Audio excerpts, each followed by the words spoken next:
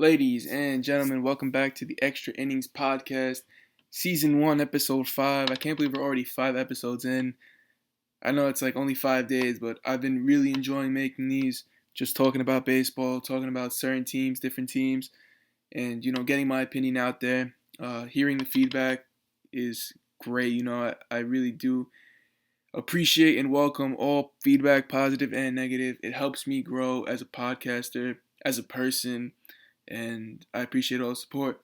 So, continuing the trend of going over each team's 2020 offseason and grading it on a A to F scale, we're gonna continue with the Boston Red Sox, who were a complete disappointment in 2019 with an 84-78 record, third in the AL East. They were 38-43 at home and 46-35 on the road.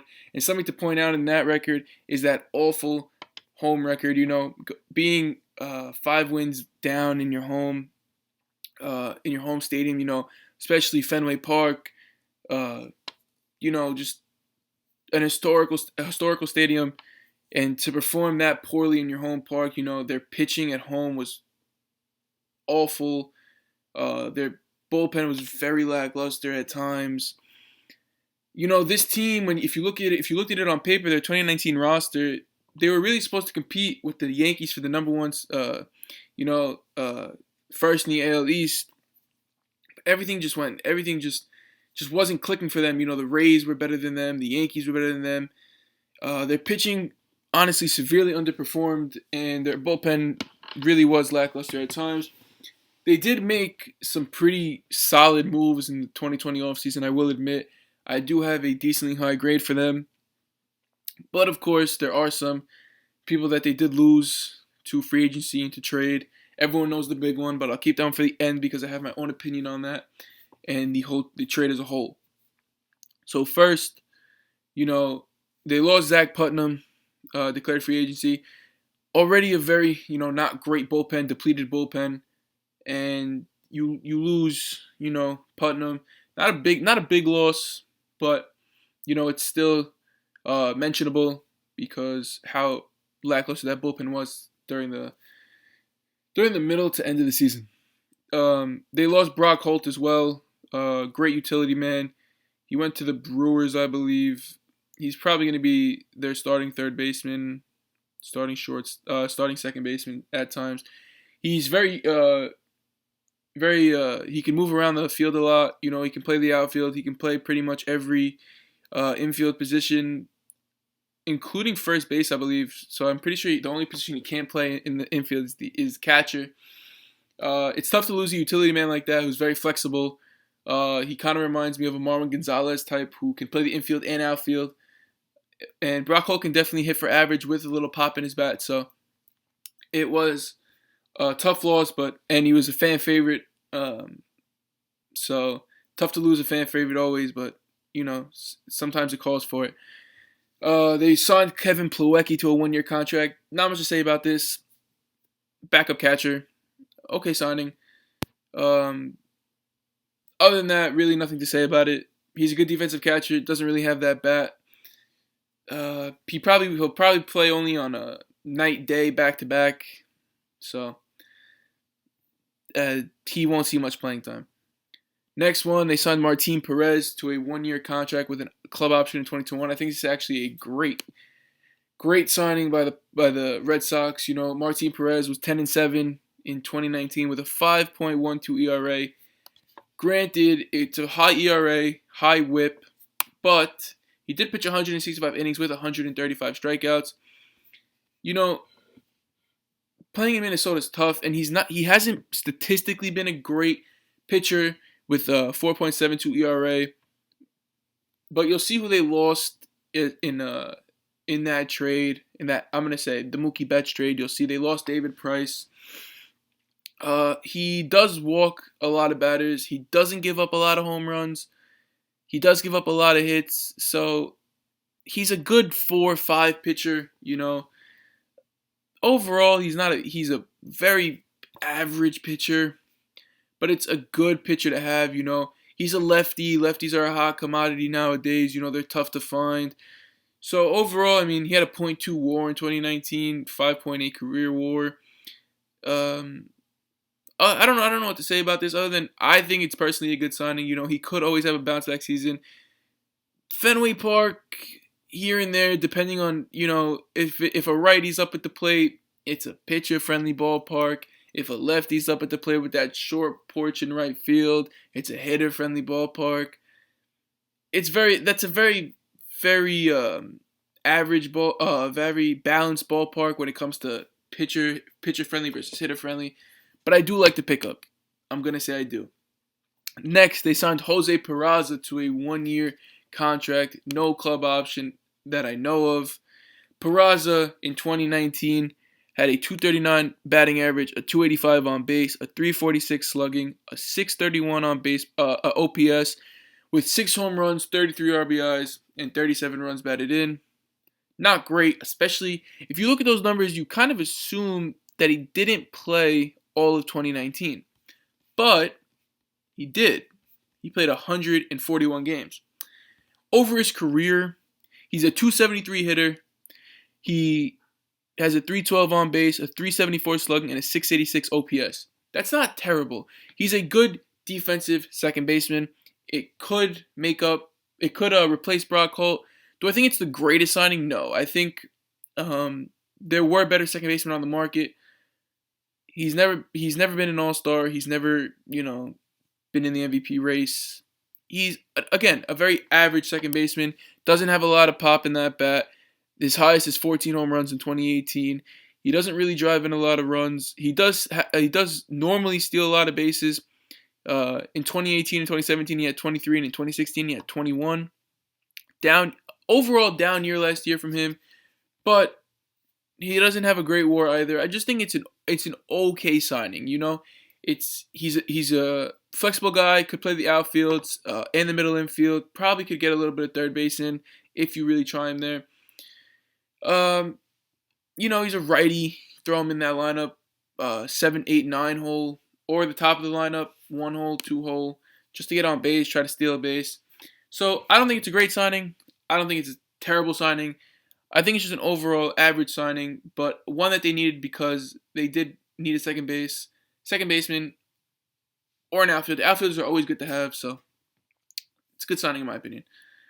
Mitch Moreland, they signed as a free agent with a club option for 2021, and I believe that this is a fantastic signing. Mitch Moreland had a very solid 2019 with a 252 batting average, a 328 on base, a 507 slugging, and an 835 OPS. With 19 home runs, 58 RBIs, and 48 runs. I think it's a really good year for him. I don't think it's a solid year for him. I don't think it's his best year, but I think it's a very solid. Only played 91 games, was hampered a little by injury. But in 2018, he was an all-star. 2019, he played well, saw the ball pretty well, the 252. You can't ask for much more out of really a DH, but could play first base. I think he will be their first baseman. I don't really see anyone else taking the first base spot from Mitch Moreland. He is also a fan favorite out there in Boston. So, and I'm a huge fan of WAR. And if you have a 1.2 win above replacement in 90 games, you played pretty well, because if you played a full 162, it means you probably have around a 3 WAR, and a 3-win player is not terrible. I think it's a very solid, contributable player, serviceable. So I like this signing personally. I know a lot of Red Sox fans actually didn't like this signing. They believe they should have went after a better first baseman, who's not entering his age 34 season. But you only sign him on a 1-year deal. If he plays well, you bring him back on that club option. If he doesn't play well, you let him walk. You didn't spend a lot of money on him. I think it's a great signing. Next, you sign Kevin Pillar. To me, I'm not going to tell you the stats on Kevin Pillar. 1, because I didn't pull them up, and 2, because I don't really think they matter. He doesn't hit the ball really well. He was one of the premier defensive center fielders. I think he's a backup. I don't know where you're going to put him, because you have JBJ in center field. You have Benintendi in left or right. And you're going to also have Alex Verdugo, who you got from the Mookie Betts trade that we'll talk about later. He's definitely going to play. So Pillar is a bench. I don't really know what. He's not really a bench bat, does have a little bit of speed on him, and his defense is really not better than JBJ, so I don't really understand the signing. Not really a huge fan of this one, but we'll just move on. I just don't really understand the signing. It wasn't really a positional need, so I mean it did happen before the Verdugo trade, so maybe they didn't really think they were going to trade Mookie, but everyone really thought they were. Just not a huge fan. Next, I'm a really big fan of this. A Colin McHugh 1-year signing. He pitched relatively okay in 2019. He's entering his age 33 season, which isn't great. He only pitched 8 games.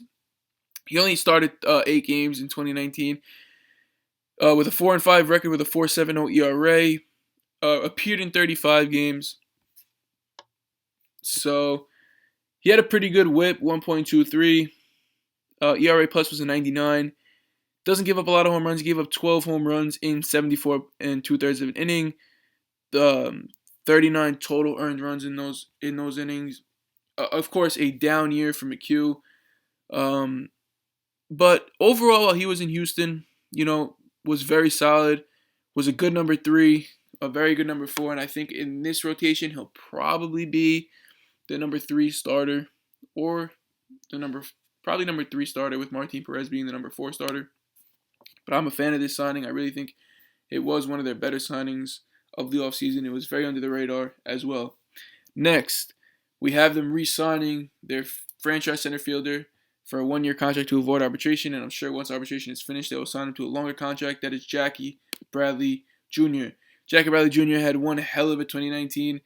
His average wasn't there, but his power was there. His defense was there. He hit .225 with a 317 on base, a 421 slugging, a 738 OPS with 21 home runs and 62 RBIs. It is a down year for Jackie Bradley Jr. Compared to his 2018 campaign, he did have a slightly down year, but you're not expecting Jackie Bradley Jr. to go out there and hit 300. You're not expecting him to go out there and hit 35 home runs. That's not what you're expecting. You're expecting a very solid, either leadoff man or a 2-hole hitter, or you drop him really down the lineup to a 6, 7, 8. You're not expecting just like a Mike Trout type numbers. You're expecting the numbers that he puts up, a 240 average, a 315 on base. He walks a lot. He gets around 50 to 60 walks a year. He does strike out more than you would like. So in 2019 he had 155 strikeouts in 567 plate appearances. Obviously, you want a little decrease in that. You'd like him to get under 120. But you really pay him for his fielding. He locks up. He covers so much ground in center field. I've seen him, be in a lefty shift and run all the way to left center to cover, and the same vice versa in a righty shift. What's really special about Jackie Bradley Jr. is his vertical running. Up and down.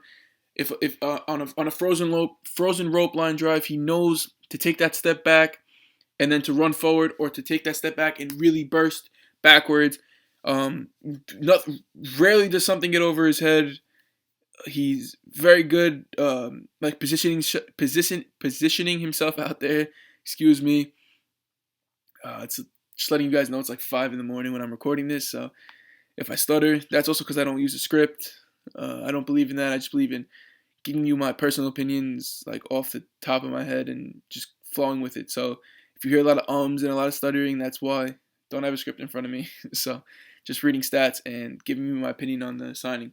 But again, huge fan of Jackie Bradley Jr. I really do believe you pay him for the glove and not for the bat. But when he has a pop with 21 home runs like he did in 2019, definitely helps.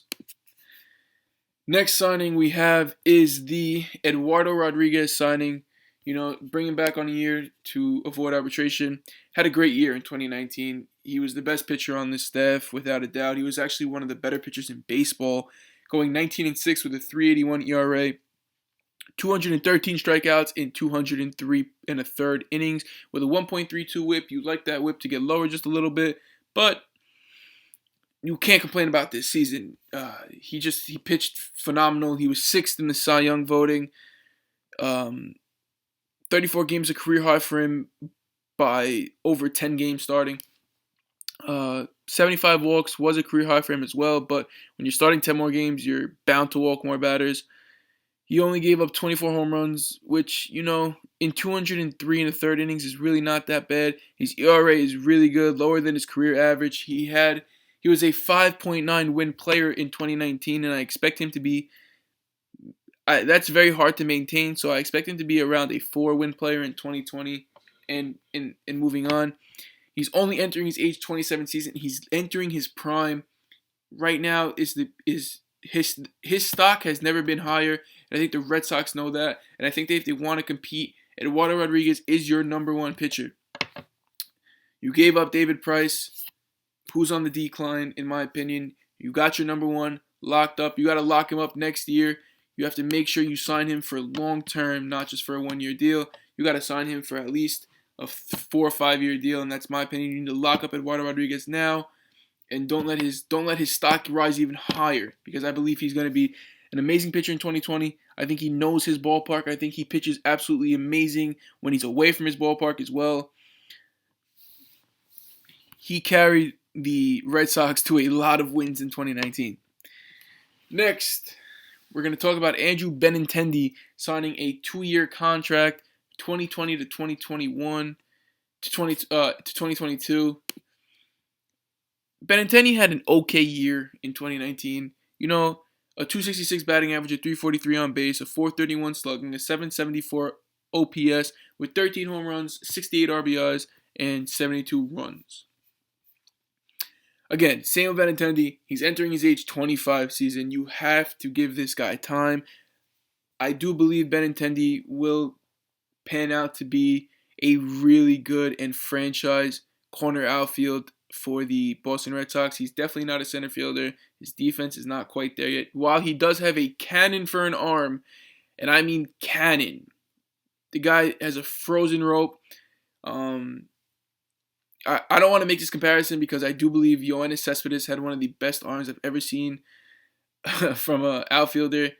But he kind of gives me that Cespedes, Aaron Judge vibe, where when he has the ball in his hand, you kind of know that the play at the plate is going to be a lot closer than it should have been. He's hitting a little bit of a decline in 2019. His average went down from 290 to 266. Pretty much everything went down, Nothing really stayed solid. But again, a 266 average is above actually the league average. So he was an above average player. He didn't walk as much as he should have. He struck out a lot, 140 times. That's a career high for him. Big problem with him was his discipline and his plate vision, and hopefully he fixes that. And he needs to hit more home runs. 13 home runs is not like him. He has to get over 20. He has to get over 80 RBIs to really be that consistent franchise corner outfielder that I was talking about. But again, he's young. I'm a fan of him. I do like the signing, and I think he's going to pan out to be someone who the Boston Red Sox will be more than pleased with. The final thing we're going to talk about, the final move we're going to talk about, is Alex Verdugo coming to the Boston Red Sox with Jeter Downs and Connor Wong in exchange for Mookie Betts and David Price. This trade was supposed to include Brusdar Graterol, who I believe is an amazing pitcher, but it does not involve Brusdar Graterol. This is the second time. When the first trade was announced, the Twins were involved, but then Brusdar failed the physical, or the Red Sox found something in Brusdar's medical history, so that trade got nixed. And the second trade that happened probably a week later was just a straight trade with the Dodgers and the Red Sox. Dodgers acquired Mookie Betts and David Price. Red Sox acquired Verdugo, Jeter Downs, and Connor Wong. Verdugo really had a really good 2019, batting 294 with a 342 on base, a 475 slugging, and 817 OPS with 12 home runs and 44 RBIs. I'm a huge fan of Verdugo. I think the dude's got swag. I think he's got pop. And he's on a $560,000 salary. You can't ask for better stats for that little of money. He only struck out 49 times in 377 plate appearances. He's not the type to strike out. He really sees the ball well, and you could tell by that average, career average of 282. He does have pop in that bat. So the more plate appearances he sees, he'll hit the ball. I expect him to get over 20 home runs in 2020. Obviously, that's not a realistic thing because we're not playing 162 games. But let's say in 2021, when we do play hopefully 162 games, I do expect him to hit over 20 home runs. I expect him to, obviously that batting average is going to drop a little bit to probably around 280 to 275, 280. I expect his RBIs to hover around the 65, 75 range. And I think it's a great pickup. You put him in left or right field. I think Benintendi serves better in left with Verdugo in right. My personal thing would be Benintendi in left, Jackie Bradley Jr. in center, and Verdugo in right. If I was the manager of the Boston Red Sox, but I'm not. So let's see what they do. He only played in 106 games. You would want him to play in more, obviously. But I think on the Red Sox, he'll play around 140 games, 145. Hopefully 155 if he stays healthy. But great. I think the Red Sox really got it. Obviously, it's not a Mookie Betts caliber player, but it's a good return on their Mookie Betts investment. They also got Jeter Downs and Connor Wong, who can't really go unsaid.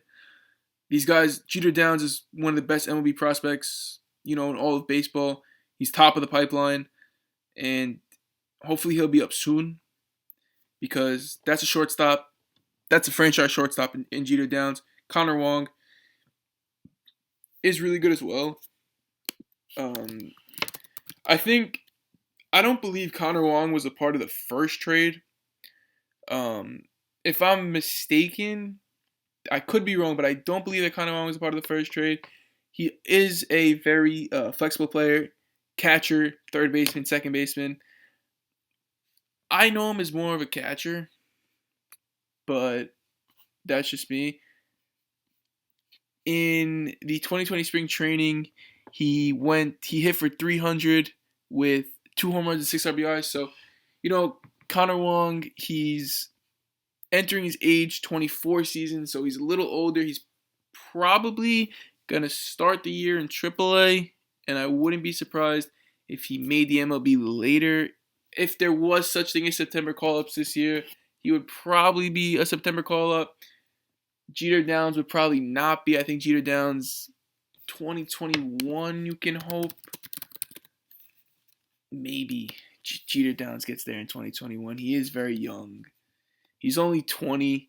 He's played in Double-A already. He's entering his age 21 season, which will probably be in AAA. I don't think he's ready for the MLB just yet, but I do believe he is your franchise shortstop. So, what they gave up was Mookie Betts and David Price. What they got was Alex Verdugo, Jeter Downs, and Connor Wong. And the reason the Red Sox can really win this deal is if 2020 does not get played, Mookie Betts becomes a free agent. He can go back and re-sign with the Boston Red Sox, which is something that has been rumored for quite some time. And if that happens, I just want to explain what that means. That means they got Alex Verdugo, Jeter Downs, Connor Wong, and Mookie Betts back for David Price.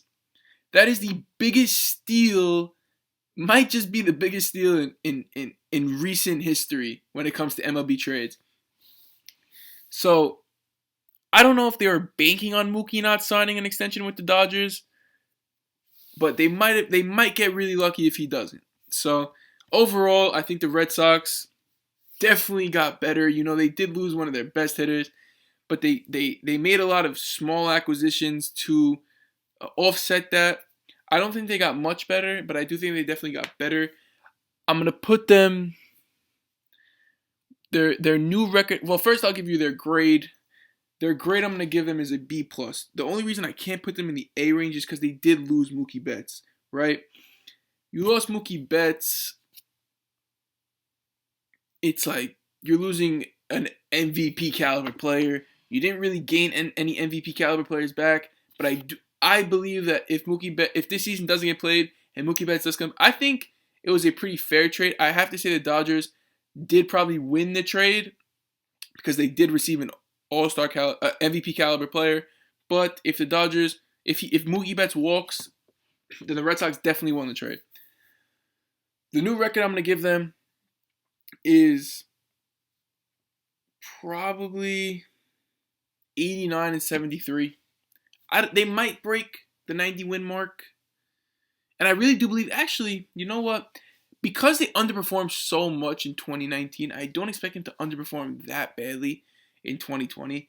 I'm gonna go 94-68.